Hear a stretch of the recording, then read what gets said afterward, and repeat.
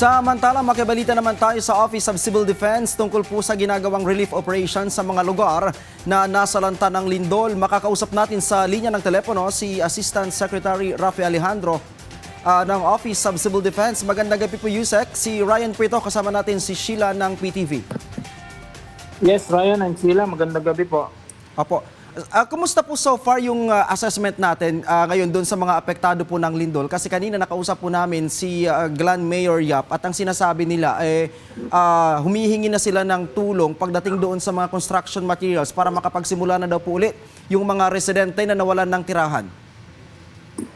Oo, ito nga, no, puspusan ang pagdadala natin ng tulong sa Glan area and Jose Abad Santos, no?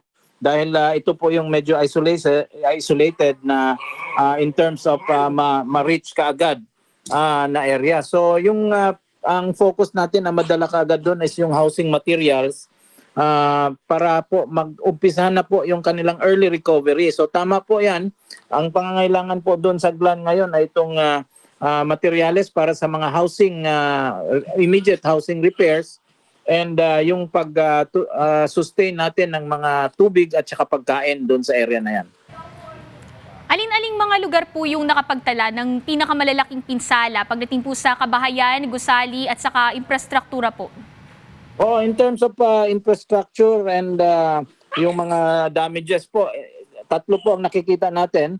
Itong General Santos City, itong Glan, at saka itong Jose Abad Santos. So yan po ang tinututukan natin. Although, kasi siyudad itong General Santos City, medyo marami-rami pong apektadong pasilidad doon.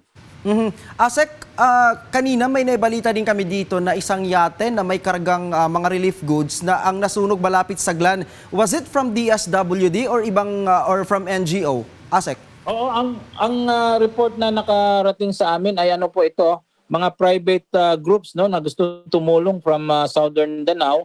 At yun nga, na-disgrasya yung kanilang dinala na mga relief goods dahil nasunog yung barko o yate na ginagamit nila. But ito po, tinitingnan pa natin. Anyway, safe naman po lahat nung sakay nung barko na yon. Asek Rafi, may datos po ba tayo ng naitalang nasawi, nasugatan at maging yung apektadong mga pamilya batay po sa pinakabagong datos ng OCD? Oo, as of ngayong araw, 61 yung reported dead and then may 33 missing. But again, binabalidate pa po ito at maaari pa pong magbago ito. Sa injured and those who has reported yung mga illness ay umaabot po ng 1,221. So ang concentration po ng ating patay ay sa Glan and itong General Santos City at saka Jose Abad Santos. Asek, kumusta so far yung mga kababayan natin na nananatili sa mga evacuation centers? I understand hanggang sa ngayon meron pang mga nararanasan na mga paginig. Kumusta sila so far, Asek?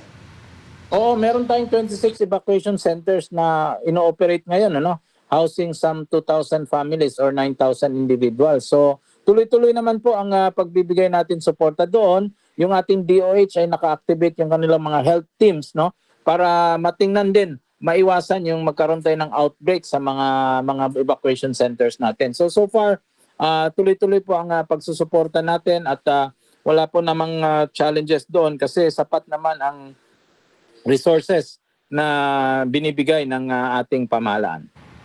Asek Rafi, how about yung kalagayan po ng ating mga ospital, paaralan, saka iba pang mga critical na pasilidad na tinamaan ng lindol? Kasi syempre, ito yung mga pinupuntahan ng mga kababayan natin, Opo, as far as hospital is concerned, wala namang talagang sarado na mga hospital. So tuloy-tuloy po ang pagbibigay serbisyo medikal sa ating mga kababayan doon. So unti-unti na pong nagno-normalize yung mga operations ng mga hospital na unang nag-report na nailabas nila yung mga pasyente nila, but unti-unti na pong binabalik sa loob, And then sa schools naman po natin, meron pong 1,678 totally damaged classrooms, Karamihan diyan sa Region 12. And then meron pong mga nagkaroon lang ng major damage, almost 2,000, and then yung the rest minor damage po 6,512. So ang ating DepEd po ay talagang puspusan na tinitingnan itong problemang ito kasi baka apektado po yung pagbabalik normal ng ating mga schools, no? So far yung interventions provided ng DepEd ay umaabot na po ng 18 million kasi kailangan po ito para ma-repair kaagad yung mga eskwelahan, no? Yung kaya pang ayusin and then yung clean up natin, no? Clean up and clearing operations ay umaabot po ng 44.4 million. So ang concentration po natin yung DepEd ay nasa Region 11 and Region 12. Asek, tamang-tama na mention niyo po yung mga paaralan na i-understand pag ganito may kalamidad, unang takbuhan yung mga para magsilbing evacuation center ay yung mga paaralan. Asek, tinitingnan din po ba natin yung pagtatayo ng mga tent cities para at least kahit papaano ma-decongest natin yung mga nasa evacuation center para magamit sila sa pag-aaral ng mga bata, Asek? Oo, tinitingnan natin yan na mailipat din sila, no, na hindi magamit yung mga eskwelahan kasi alam naman natin apektado yung mga bata. So, meron naman tayong mga programa with DepEd, yung pagtatayo ng temporary learning facilities. And then, yung mga evacuation centers outside the schools na tinatayo natin ay bibilisan natin yan. And we are also using other facilities, no? Like gymnasiums and yung mga basketball courts na pwedeng maging temporary habang wala pa pong relocation, yung, lalo na yung mga nasiraan ng bahay.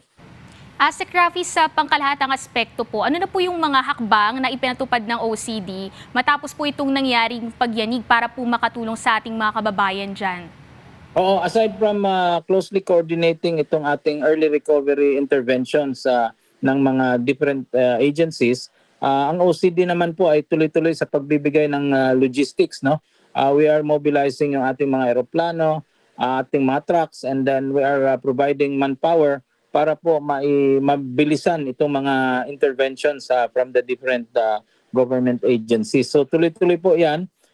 Yung sa OCD naman, we are also providing itong mga non-food items, no, tulad ng mga tents, mga shelter repair kits na pwede nating ipamigay or binibigay na po sa mga different LGUs para po makatulong doon sa mga na apektado nitong bagyo, nitong lindol. We are also coordinating itong mga international assistance na meron po mga offers, no, na gustong tumulong sa atin at inaayos natin yan together with the DFA at DSWD.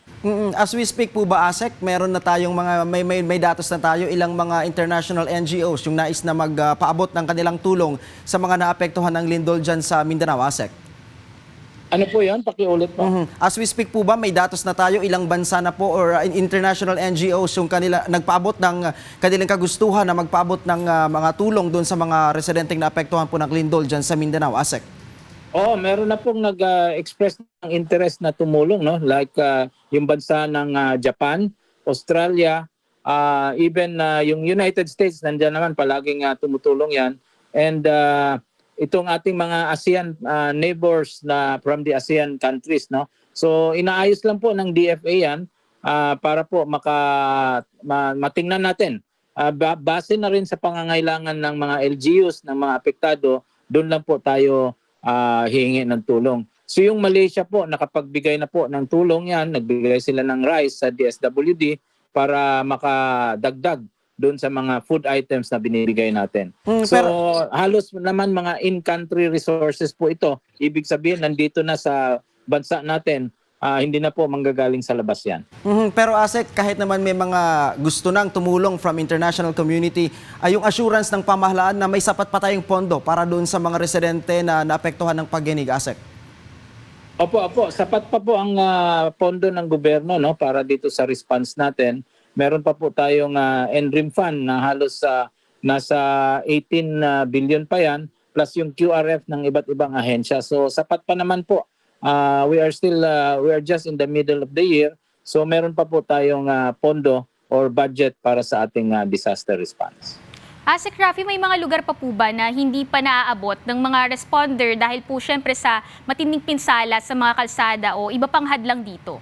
Wala naman na hindi pa abot. Ang kailangan na lang mabigyan sila ng sapat na tulong, no. Hirap lang po because of the road networks na medyo lalo na dito sa Jose Abad Santos na marami pa pong landslide at medyo one lane yung ginagawa ngayon pati dito sa Glan. So unti-unti na tayong po nagpapasok ng mga resources.